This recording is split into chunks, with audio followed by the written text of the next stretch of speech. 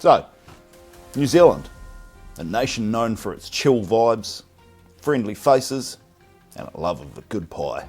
We've also had some absolute bloody shockers. So, today we're diving into 10 moments that shocked New Zealand, the events that stopped the nation, rattled our nerves, and made every Kiwi say, bugger me. So grab yourself a drink, sit back, as I count down the disasters, the dramas, and just the downright unbelievable moments that shocked New Zealand.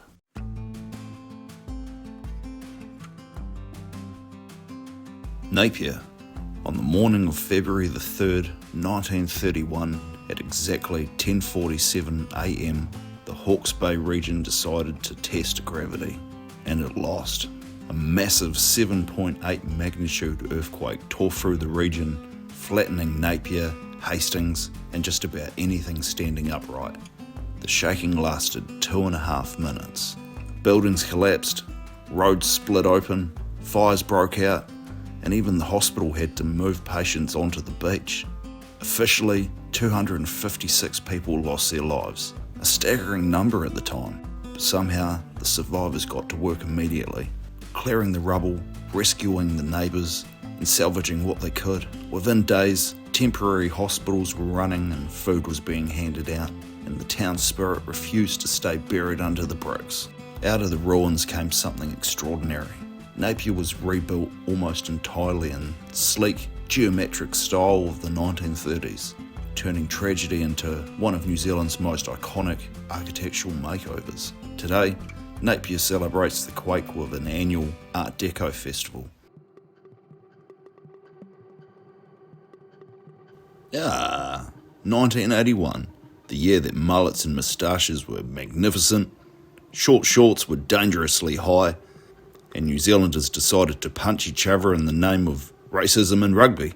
On paper, it was just South Africa's rugby team coming over for a few friendly matches. But in reality, it was a social explosion that split the nation right down the middle, like a dodgy ham at the Christmas barbecue. On one side, the rugby faithful. Keep politics out of sports, mate. And on the other, anti-protesters shouting, Sports is politics, you dickhead. See, South Africa at the time was under apartheid, an institutionalised system of racial segregation that the rest of the world condemned. When the tour was announced, tens of thousands took to the streets. Protests erupted outside stadiums, churches, and even the Beehive. Police geared up like they were auditioning for the next Mad Max sequel. Batons, shields, and a growing sense that New Zealand's chill factor had officially left the chat. By the end, there had been over 150 protests, hundreds of arrests, and one of the biggest social reckonings in our history. And while the All Blacks and Springboks eventually got back to playing footy, the 1981 tour left scars, changed laws, and cemented itself as the moment that Kiwis realised rugby wasn't just a game.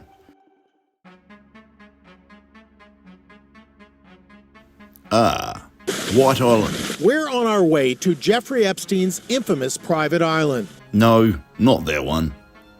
This White Island. The perfect spot for a relaxing day trip.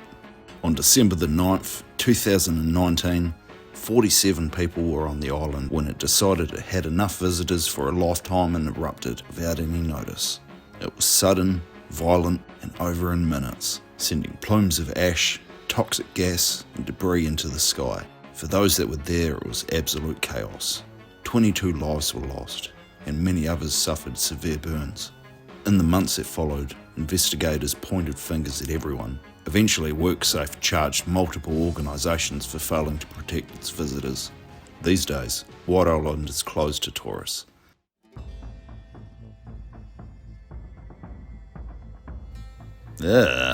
Auckland, 1985. The harbour's calm, the breeze is gentle, and a small Greenpeace ship called the Rainbow Warrior is quietly preparing to protest French nuclear testing in the Pacific. Then, the French showed up with bombs. On July the 10th, 1985, 2 explosions ripped through the Rainbow Warrior as it moored in Marsden Wharf. The Greenpeace photographer was killed, and the ship sank right there in Auckland Harbour, sending shockwaves, literally and politically, around the world. New Zealanders woke up the next morning like, Wait, the French government did what? Turns out, French secret agents from the DGSC had snuck into New Zealand, planted limpet mines on the ship, and tried to flee the country. Except this time, spies got caught at the airport. They were arrested, tried, and convicted, which caused an absolute diplomatic meltdown. France eventually admitted responsibility, and the entire scandal made New Zealanders collectively furious.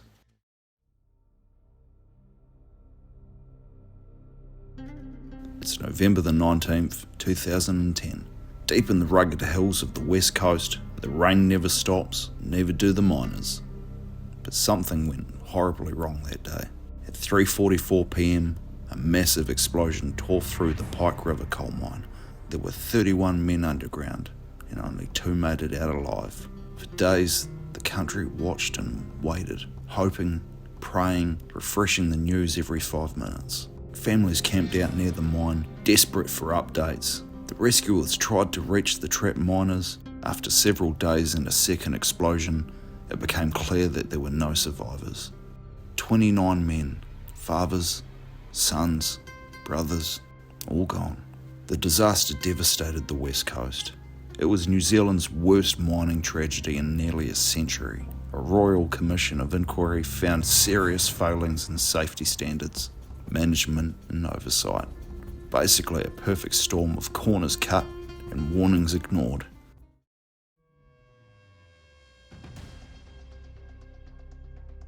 In 1979, Air New Zealand was offering tourists a once-in-a-lifetime scenic flight over Antarctica, because nothing screams holiday like freezing winds, giant icebergs, and a little hint of death from above. Flight TE 901 was packed with 257 passengers and crew, eager to see the world's southernmost continent. But what they got instead was a tragic disaster that would haunt the nation for decades. On November the 28th, the plane flew directly into Mount Erebus, a massive volcano blanketed in ice. All 257 people on board were killed instantly. But it wasn't pilot error. Well, not entirely. The flight path had been changed the night before without the pilots ever being told. And while the cockpit instruments worked just fine, they were set to a route that no longer existed. The resulting crash became New Zealand's deadliest airtime disaster, and questions were flying faster than the plane ever did. The subsequent Royal Commission revealed a mix of miscommunication, poor planning, and corporate bureaucracy. The government tried to shift the blame and laid responsibility squarely on Air New Zealand's management.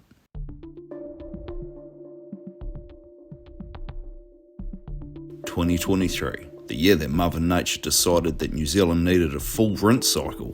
Cyclone Gabrielle didn't just knock on the door. She came home drunk, barreling in, tracked mud all over the carpet, and took half the house with her. Between February the 12th and the 16th, the North Island was battered by some of the most intense rain, wind, and flooding ever recorded in the area. Rivers burst, hills collapsed, whole towns were cut off, thousands were left without homes, power was out, and lives were lost. But in true Kiwi fashion, while everything was falling apart, farmers dug out the roads with tractors, neighbours shared generators. In total, 11 people lost their lives. Thousands were displaced, and the cost ran into the billions. Gabrielle became one of New Zealand's worst natural disasters in modern history.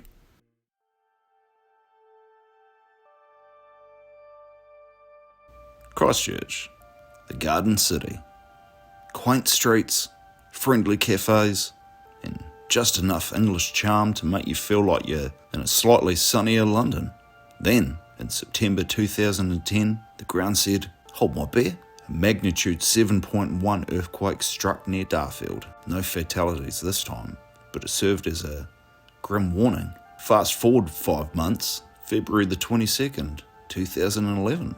A smaller 6.3 magnitude quake hit closer to the city centre, and suddenly everything changed. 181 people lost their lives. Thousands of people were injured, buildings crumbled, the iconic cathedral was reduced to rubble, and the city felt like it had been hit by an unstoppable force. The quakes prompted major changes in building standards, emergency preparedness, and city planning.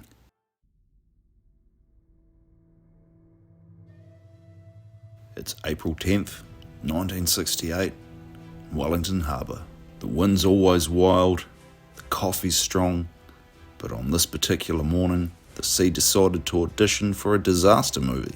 The Wahine, an inter-island ferry carrying 734 passengers and crew, was making its way from Lyttelton to Wellington when Cyclone Gabrielle came barreling down the coast like a jealous ex. Winds reached 275 kilometres an hour. Wait, what? 275? Whoa! Jesus Christ! As the ship approached into the harbour, visibility dropped to almost zero. The captain tried to steer her, but the Wahine was slammed by a massive wave and ran aground on Barrett Reef. For hours, the crew fought to save the ship, but by mid-afternoon, an order was given to abandon. Hundreds of passengers jumped into the freezing, violent seas. Many never made it ashore.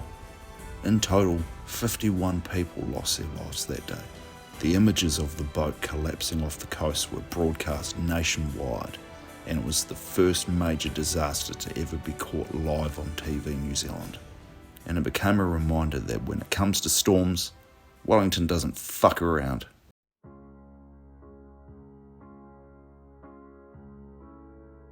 Alright, picture this. It's Christmas Eve, 1953. Families are heading home, the presents are wrapped, the pavlova's waiting in the fridge, and the night express train from Wellington to Auckland is steaming through the heart of the North Island. Everything's merry and bright, until it isn't. Unbeknownst to the passengers, Mount Ruapehu's Crater Lake has just burst its banks, unleashing a wall of volcanic sludge called Leha. It thundered down the river straight towards the railway bridge at a small place called Tangiwai. Moments later, as the express train approached, the bridge simply wasn't there anymore. The locomotive and 5 carriages plunged into the raging river below. 151 people were on board. 151 ordinary New Zealanders heading home for Christmas. Only 134 made it out alive. It remains one of New Zealand's worst railway disasters. Even the newly crowned Queen Elizabeth II sent her condolences. It shocked the country, changed rail safety forever. A memorial still stands there today, and every Christmas Eve people gather to remember, because Tangiwai wasn't just a tragedy. It's a moment that showed how strong and compassionate Kiwis can be in the face of absolute disaster. So there you have it, folks. 10 moments that shocked New Zealand. If you enjoyed that video, got something out of it, make sure you like it down here. Subscribe to the channel, because I've got plenty more stories, mysteries, documentaries, and history that'll teach you something. So make sure you comment down below with anything that I've left off the list. Thanks for watching, and I'll see you in the next one, eh?